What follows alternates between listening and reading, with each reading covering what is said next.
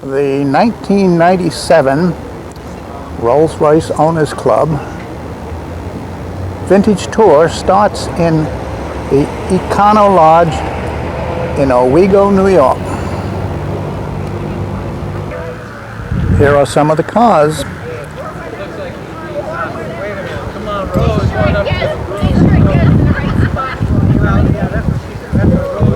And so here are some of the tourists gathering to gas.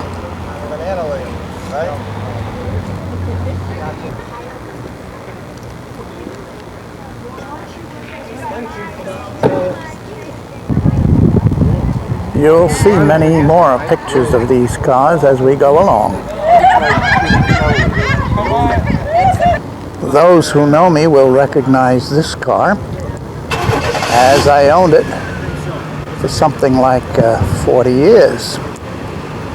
It's a 20 horsepower GNK 32, now owned by my son, Robert. Some more gathering here.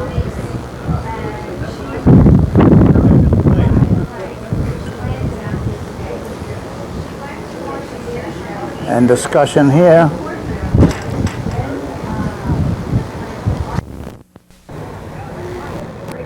This 1929 P1 has just arrived.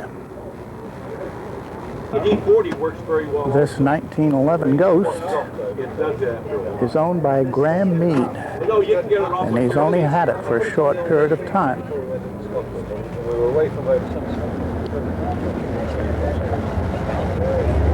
We'll sign off for the moment.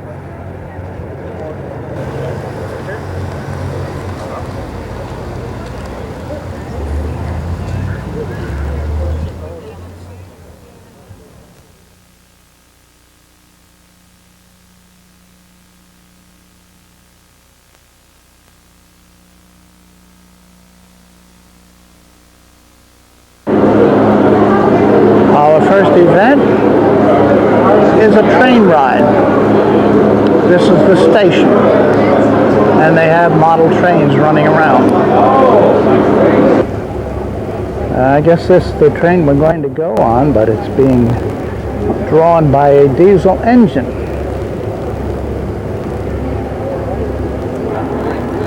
Some of our tourists.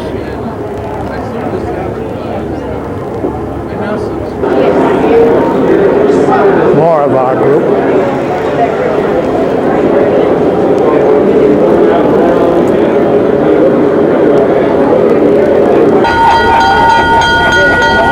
Well, here it comes.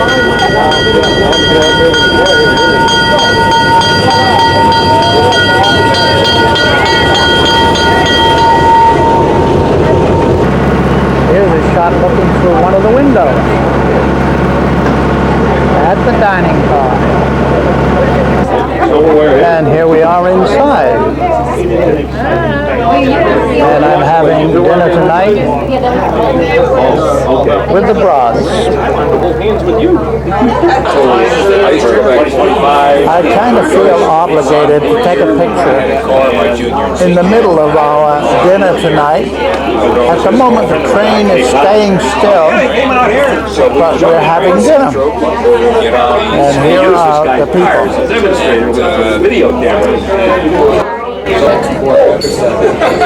Well, here we are a little later,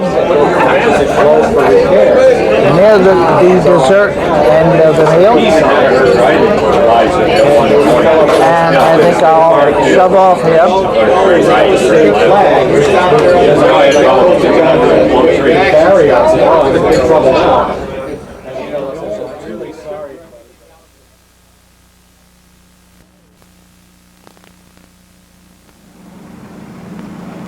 Here we are, the first day of the tour, and people are getting ready.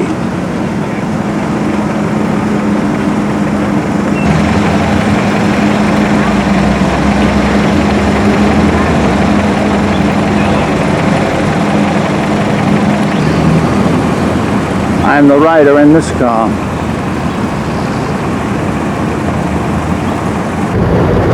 We're on our way.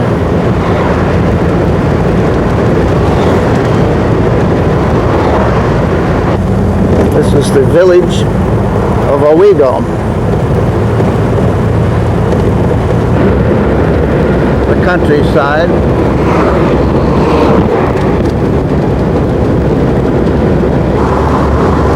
Roy Perla just passed us in his Bentley. And we're on 17, which is a dual highway. We're heading into the Newton battlefield.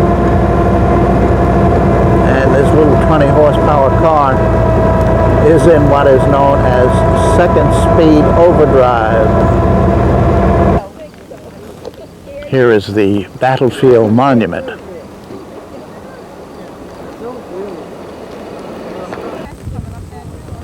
The tour cars.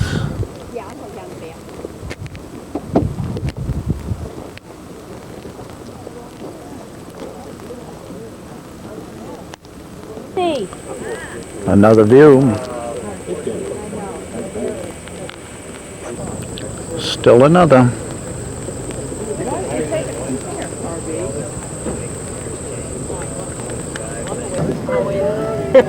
The tourists. Every time you're going to get nailed at 35. Yeah. And the view.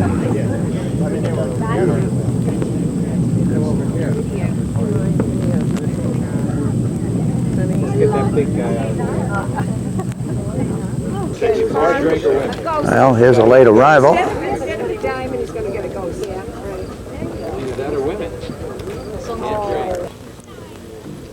This is John Parker's car. He built the body. Adrian West's big limousine. This car belongs to Dave Brown. Anytime, sir. And this one to Bob Broad. The dashboard of the Broad car. We're now heading out of the Battlefield Park.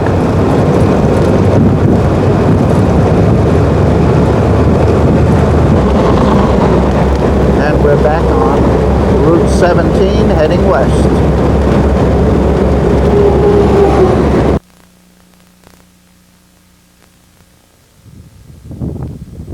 The Elmira area is noted for soaring. Here is the National Soaring Museum.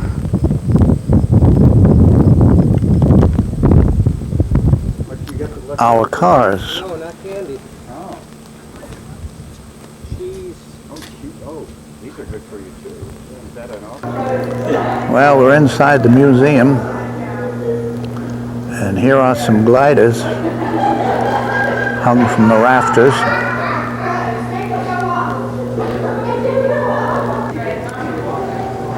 This exhibit shows the evolution of the gliders.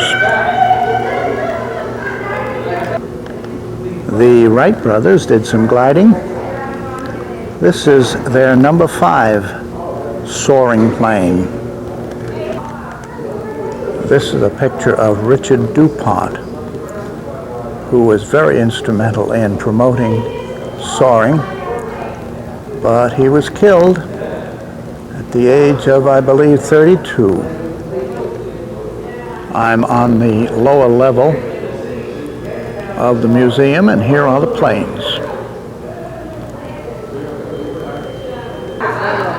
Charlie Wolf is having some fun in some kind of a play instrument. Dick Prizer is trying his hand at this flying machine.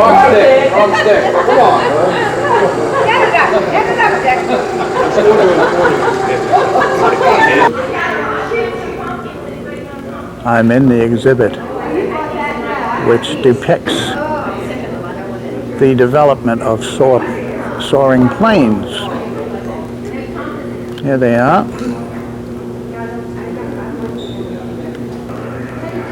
Those were the early ones. Now we look at the later ones. She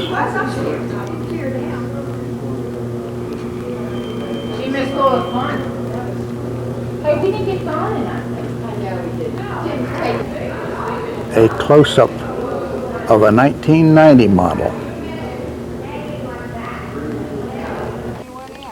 Well, here's the hangar where they keep a few of the gliders. And we're going to conclude our stop here.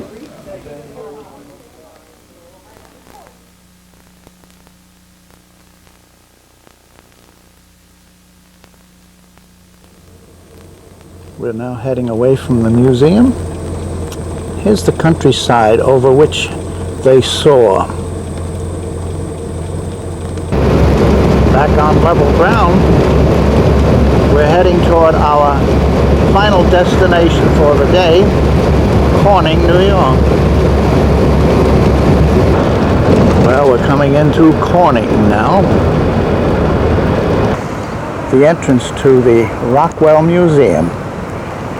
We may visit it later. Market Street, which seems to be one of the main streets of the city of Corning. Market Street looking the other way.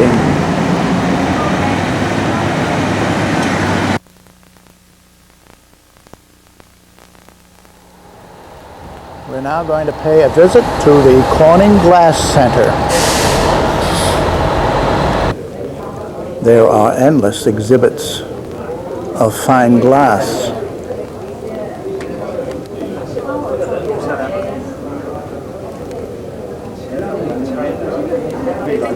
This is known as the Warrior Vase. A stained glass window. Various scientific and commercial products.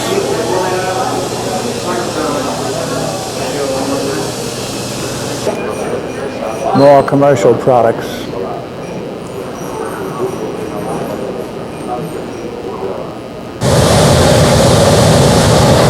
Here's where the glass blowers are.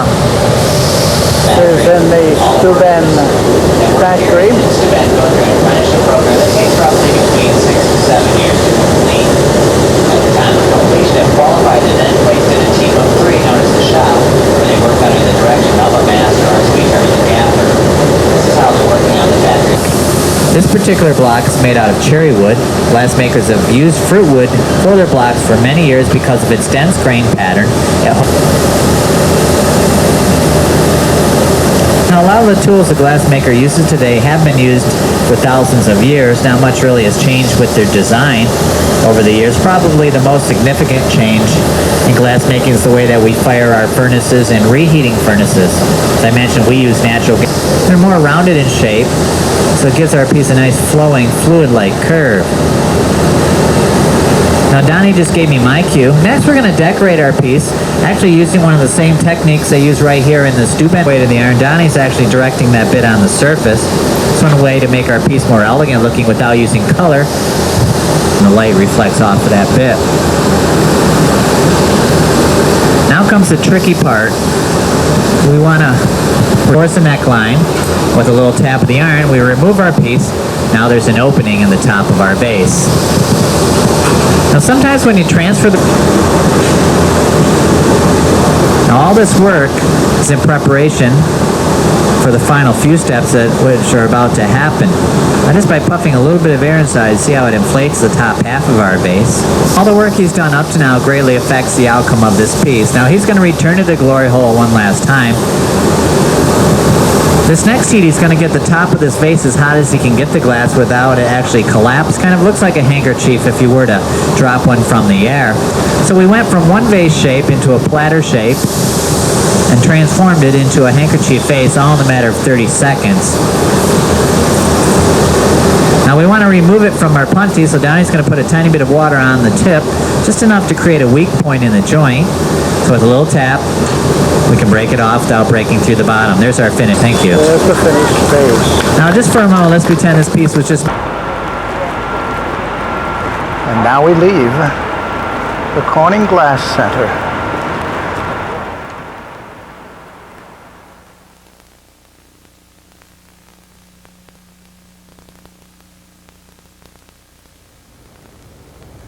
We are checked into the Radisson Hotel, and here are the cars. Not very easy parking, but the main parking lot is being resurfaced.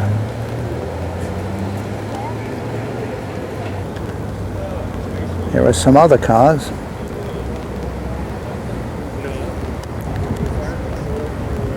And a number of our tourists.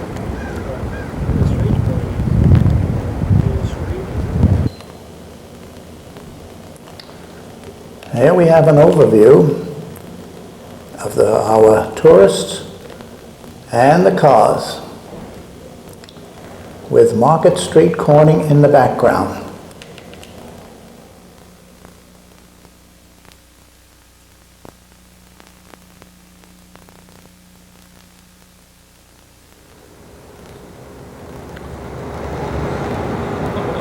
It looks as though we're going to have another nifty day for traveling. Our second day of the Vintage Tour of 1997.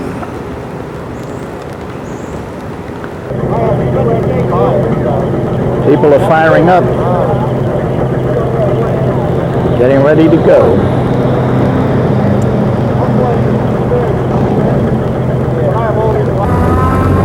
Well, we're on our way.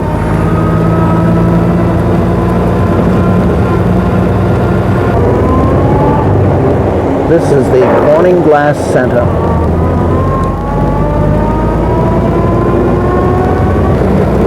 We're heading to Watkins Glen.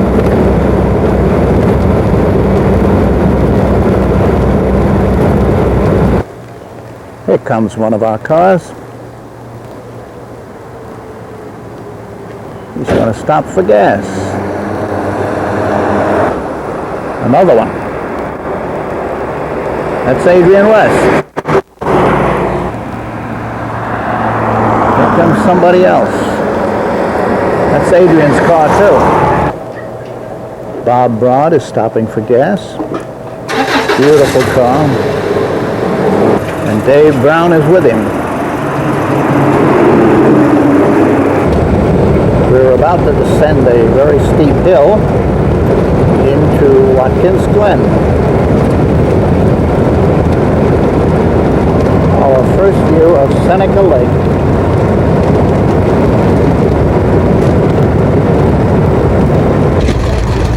Well, we're lost in Watkins Glen. We've missed our direction getting to the racetrack.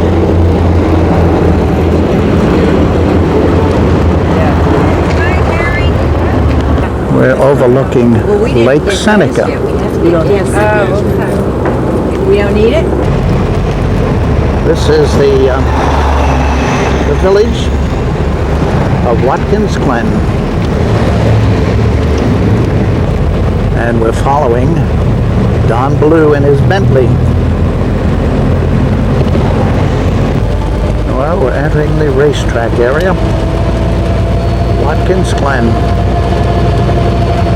We've arrived at the racetrack. And you can hear a little bit of the roaring of the racing cars. A whole string of racing cars. But none of them seem to be running around the track. Oh, here comes a little fellow in.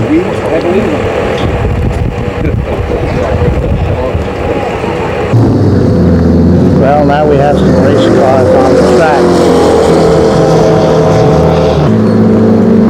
Comes another one.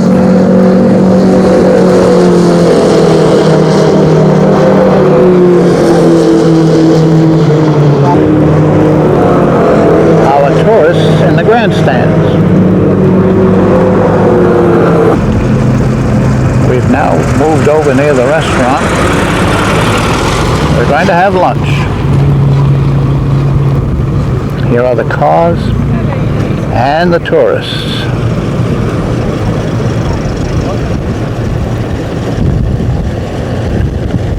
This looks like Flying Lady Heaven. Time to get them airtight.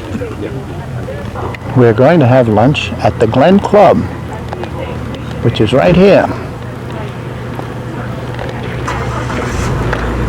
The inside of the club.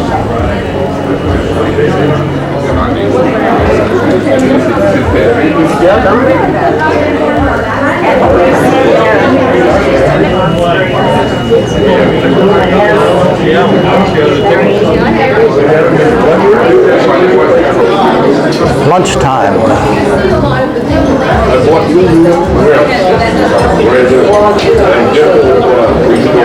From the Glen Club, we've just seen a fellow who had a little accident here, Did he spin out? but he seems to be up and around. No, he just spun out. Didn't hit the wall. Jim Stroman's looking at his car as though there might be something wrong. Bob Broad is taking every opportunity to clean. We're now heading out. I think perhaps we're going to go around the track. We're going to enter the track right here.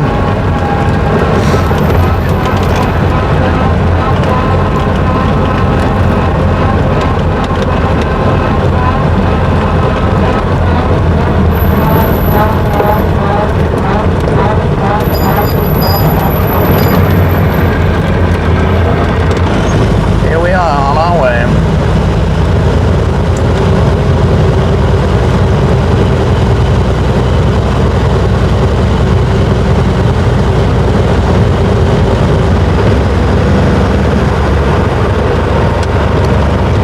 We're not traveling at the pace the racing cars do.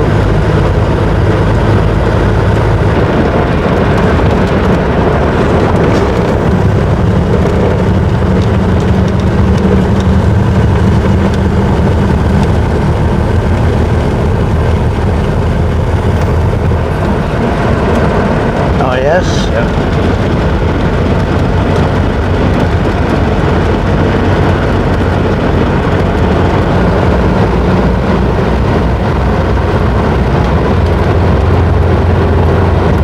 Well, we're being passed by a couple.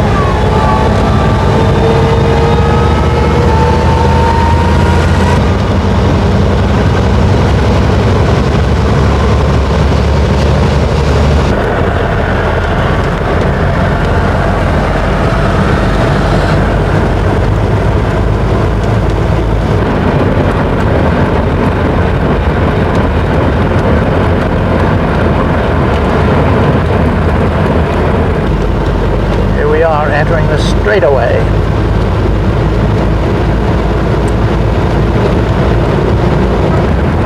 And coming out of the straightaway.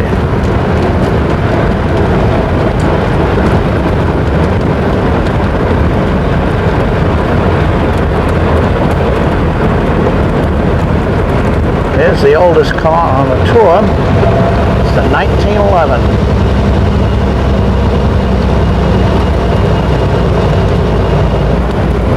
We're going around once again.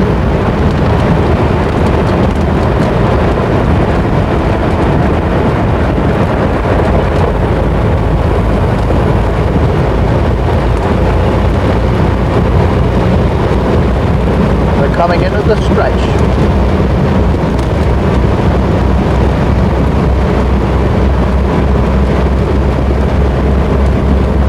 And I'm going to cut off right here.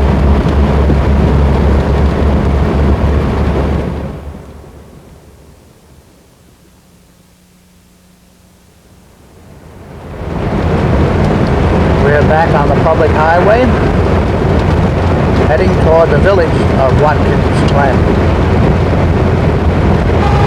We're taking a drive around the old race course, which was really street course. This must have been a very sporting course to drive on. We're heading back on the last part of the course. This used to be dirt. when they were racing it in the earlier days. We're coming down, and there's the lake below us.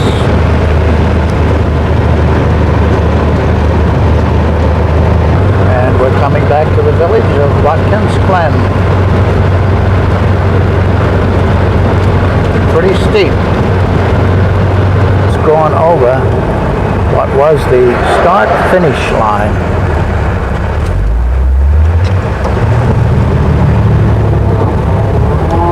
And I'm going to fade out here.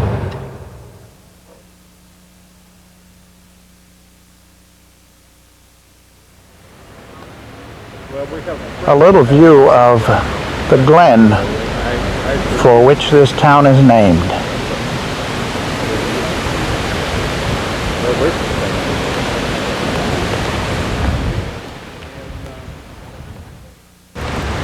The other side of the glen.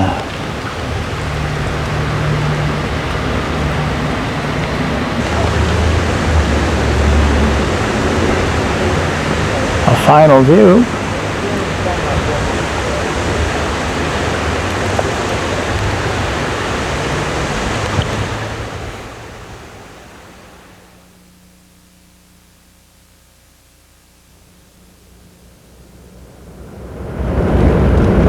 We've left Watkins Glen and we're heading more or less toward Ithaca, being passed by an enormous truck.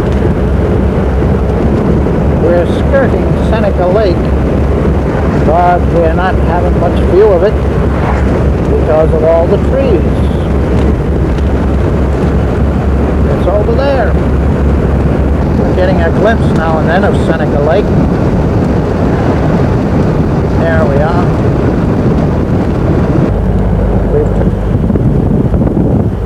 We've turned away from Seneca Lake and we're going on small county roads. We've stopped to take a picture of Tohonik Falls. The light isn't very good, but here it is.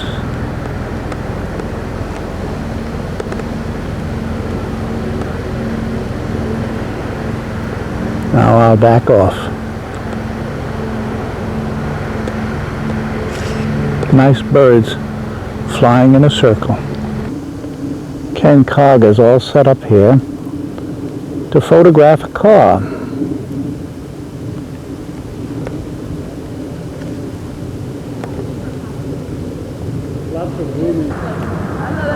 He's taking Adrian West's 1922 Silver Ghost. We're getting quite close to Ithaca now. We're proceeding through Ithaca. It would appear that our motel is a bit out of town on the east side. After a fairly circuitous route, we've arrived at our destination.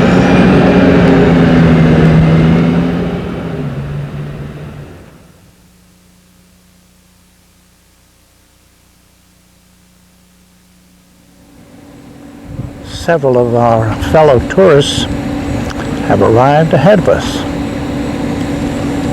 including one who can wash his car. We've not been able to get all the cars together, but here are quite a number of them. Also, we're having a little tailgate party, or is it a curbside party? And with this, I'm going to sign off.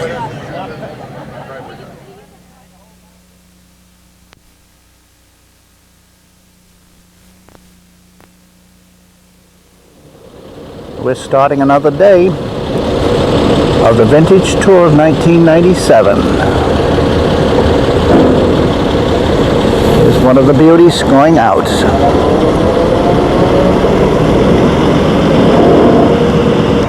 Others are being prepared.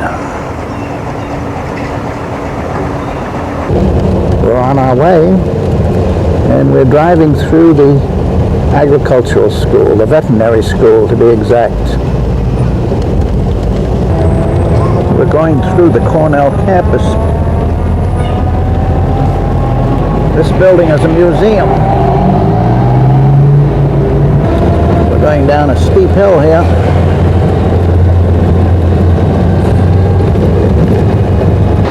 We get a view of Ithaca Falls.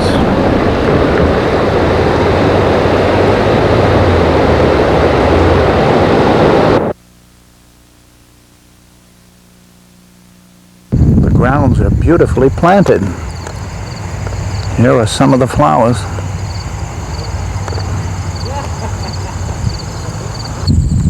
Another bed. Quite a profusion.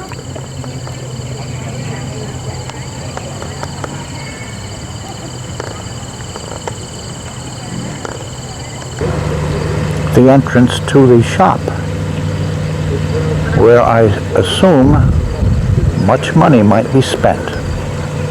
Here's the interior of the shop.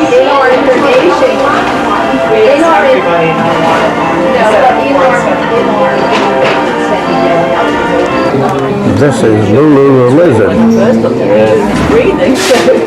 What is it, an iguana?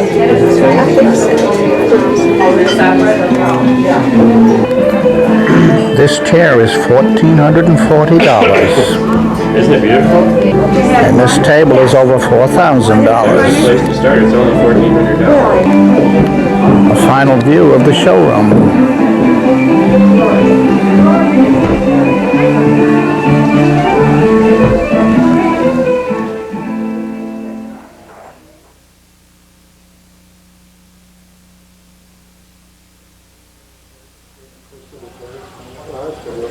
Our tourists don't seem to be carrying many packages as they leave.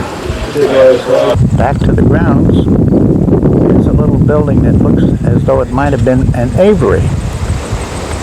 Notice the cage-like extension here.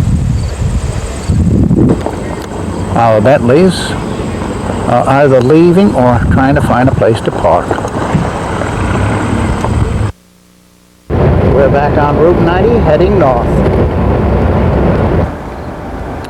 We stop at a Napa in the village of Union Springs. We need a new bulb for the taillight. Well, we're now coming on to Route 20, and the first thing we encounter is a lineup for road construction. Well, we're starting to move now. Several of our cars are up ahead. Another view.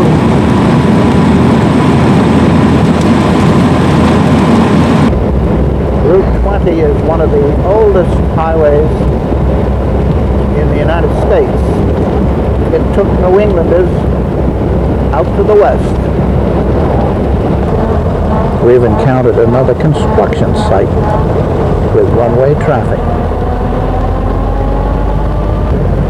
We're now passing through Auburn.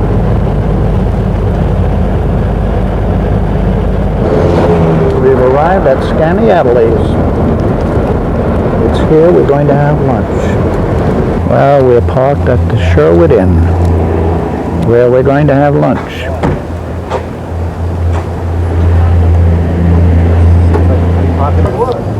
We're all over the lot, really.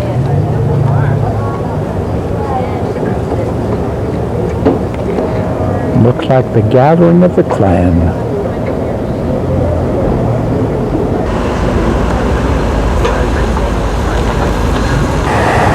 Here is Lake Skaneateles.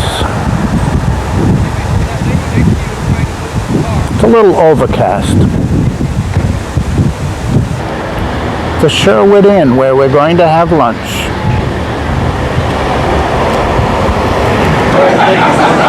The tourists at lunch.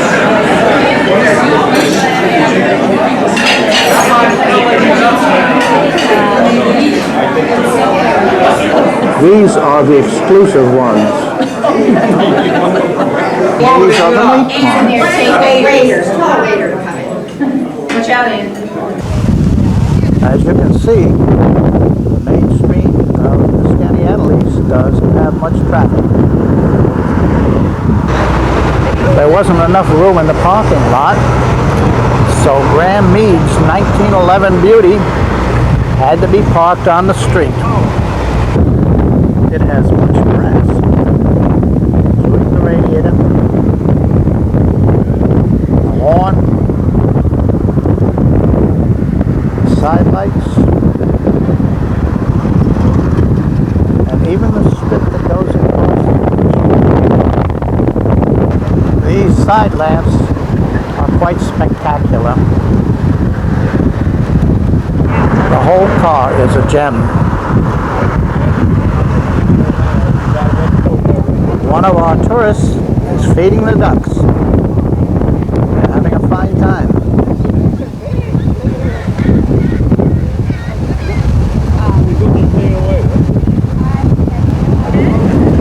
The lake is getting a little rough. It may be we'll have some rain later today.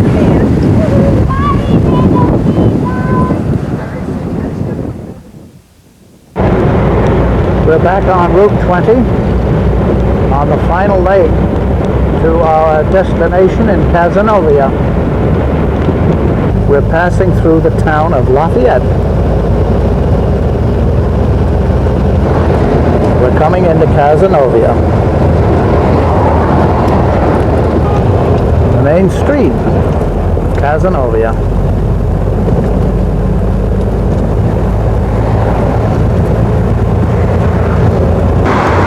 The main street of Cazenovia.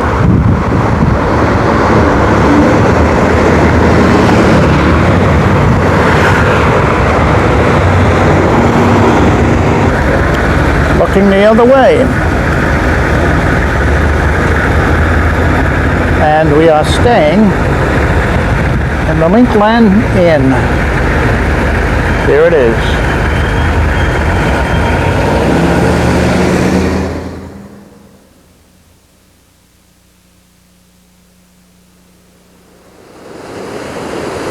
We've started our 4th day of touring, and we're having a view of Chittenango Falls.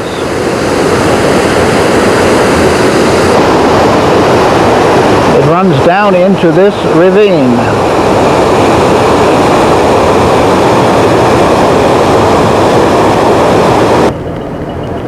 This is Gerard DeToit's car. And Helen DeToit is in the back seat. We're back on Route 20 heading east. We have the top down so there's more wind. You may hear it. Well, we're more or less approaching Cooperstown. We're going along the side of Otsego Lake.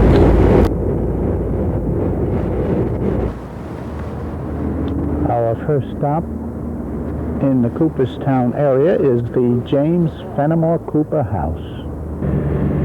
I'm taking a second shot of this house to tell you that it is not the original Cooper house. And also, they wouldn't allow us to take any pictures inside.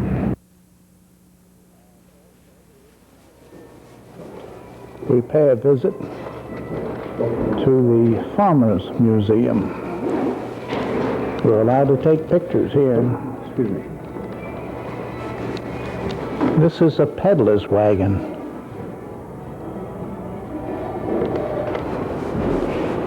Here's an old steam engine, probably used to drive the threshers. An old farm wagon and a hay rake. A farm kitchen looked like this, including the water pump.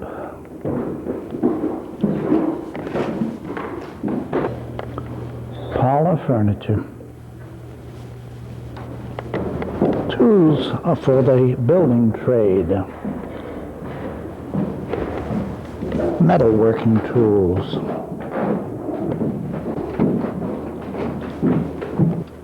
This is an interesting stove. An interesting carriage. And a hearse. These are the tools that are used for making shoes. Here are some lasts. We have all kinds of looms in this area.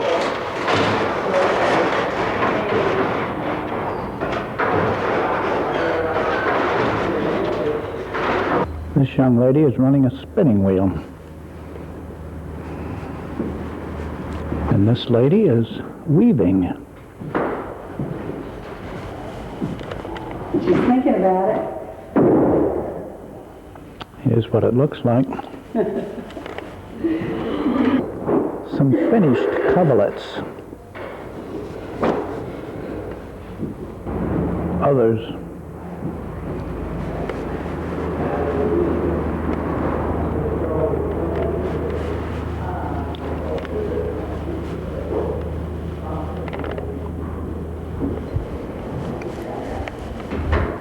This is a blanket that was woven about 1840. And we're going to leave the museum here.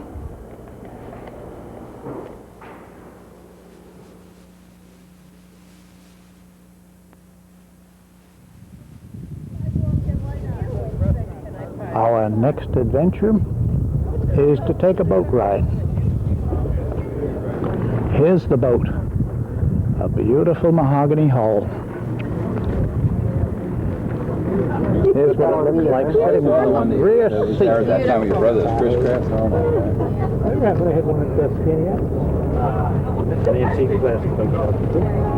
Well, we're leaving the town and underway. Several matters. That This is the outlet one place they were not allowed is to the stealth source each other. of the Susquehanna I'd say River. it was the first United Nations. We're going up the east side of the lake. Here is our wake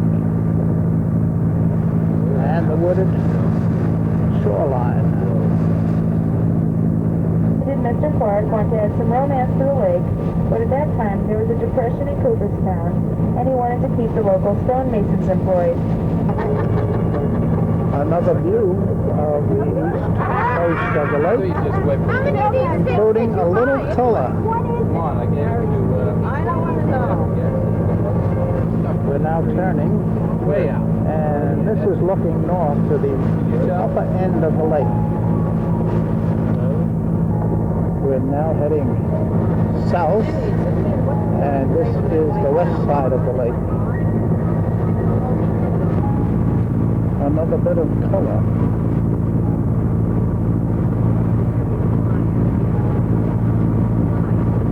This is the only sailing club on the whole lake.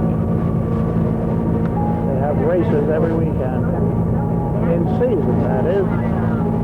Mr. Clark Here's completed the a house Fenimore in House again. We 1934. saw it from The the Clark front. family then gave it to the New York Historical Association, and it is now their main headquarters. The building on the right is a library where you can... We've arrived back, and now the last group is going for the final ride of the day.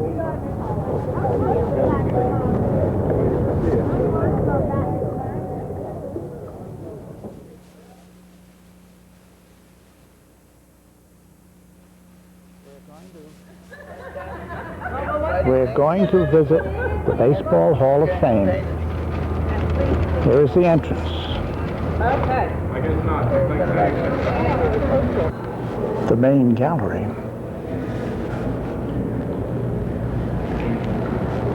It contains these plaques. Here's the one to Roy Campanella. And over here is Wade Hoyt, pitcher for the Yankees. Stan Musial, the man. Jackie Robinson. Joe DiMaggio. Mel Ott. Lou Gehrig. The great Christy Mathewson. Babe Ruth. We're in the auditorium, which makes it look as though you're in a baseball stadium. Here are the spectators, some of whom are our tourists.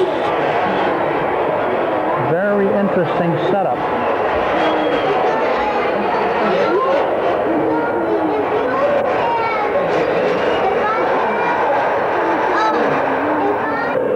This is the end of a movie. They've turned on the lights and we're singing.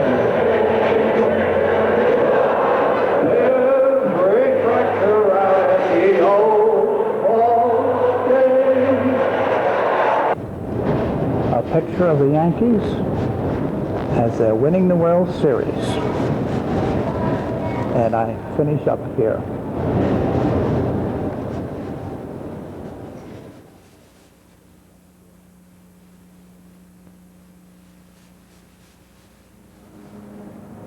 We're going to spend the night in this Best Western Inn in the town of Index.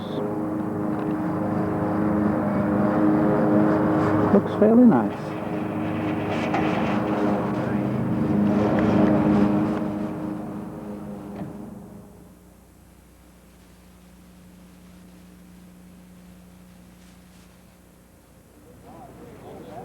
This is the last day of the Rolls-Royce Vintage Tour.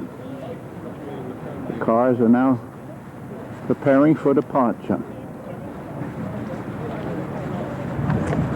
We have an interloper. This is an old-time Buick in beautiful condition. Rudy Rosales with Elaine about to take off.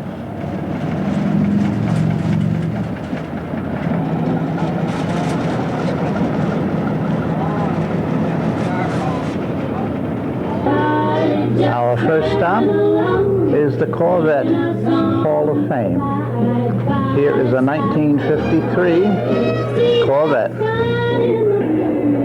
a 1955 Corvette with a mural of Ebbets Field, Brooklyn, home of the old Brooklyn Dodgers. A 1958 Corvette with the Brooklyn Bridge and New York skyline in the background on the wall. A 1967 model.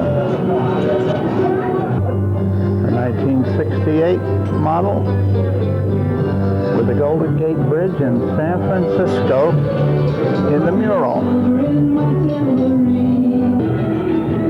Figures at Mount Rushmore.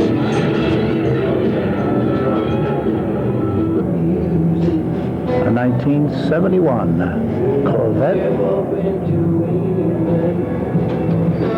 with Niagara Falls on the wall.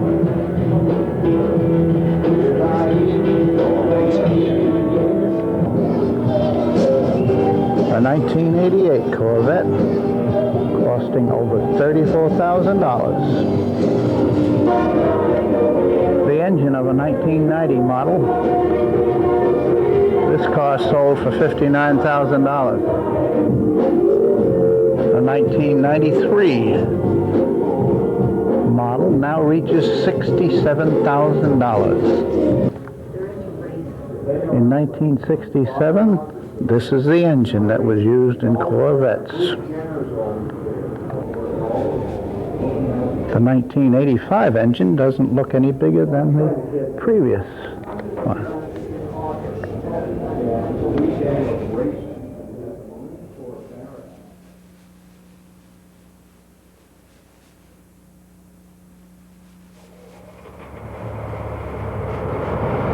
This is John Love leaving the Corvette Museum.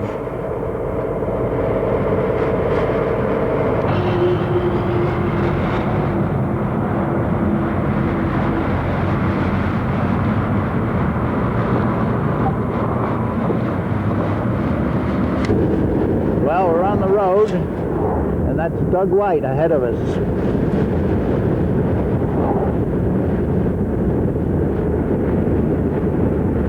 We've turned onto Interstate 88 West.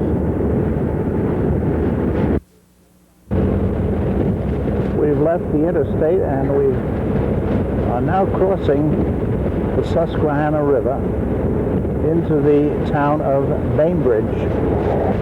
We're back on country roads, which are so much more pleasant than the interstates. Nice farming country.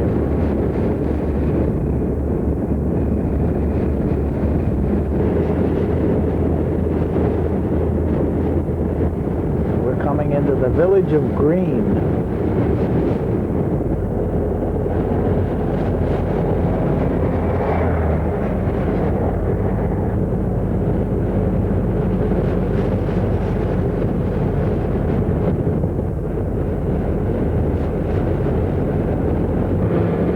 Going down in second gear. It's a 10% downgrade. Beautiful mountain scenery.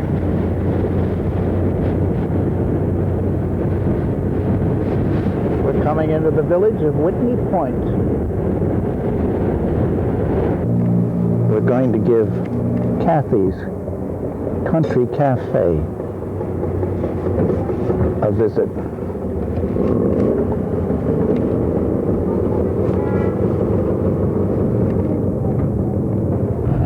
Kathy's is located in a 100-year-old building. It probably was a newspaper. We are proceeding south on Route 26. It's a bit rough. We've come through the town of Maine. We've reached Endicott. This is the home of the shoe manufacturers Endicott Johnson. We've turned onto 17C, and this will be the last lap of our tour. We have the Susquehanna River in here, behind these trees. Can't see it though, can we? Our final road work. Well, we're coming up to our Econo Lodge and the end of our tour. Some of the cars are parked over here.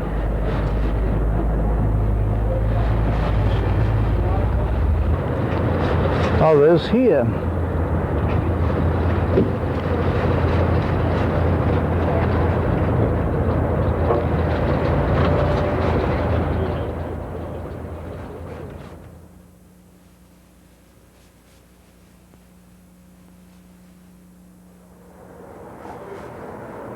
Our final cocktail party is going to be held here.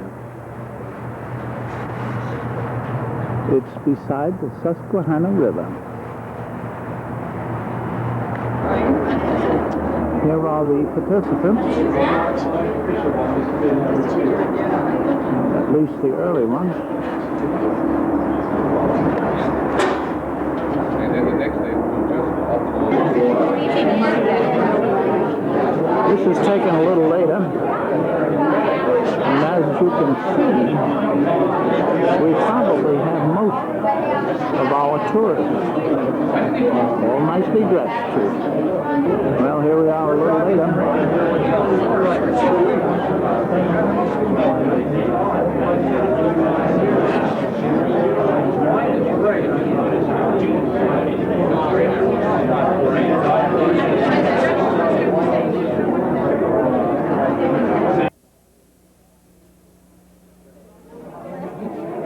We've now come into the dining room to enjoy our banquet. Are you two going on next week? Good for you. No, I go back to The banquet service is buffet. So we have to wait our turn. Well, here's what one of the plates looks like. And it's filled up.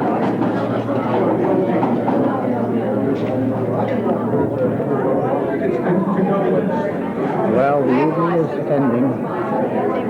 We're almost through our banquet. I'm going to say goodbye. We've had a wonderful time. He said, that's right, you want your money back?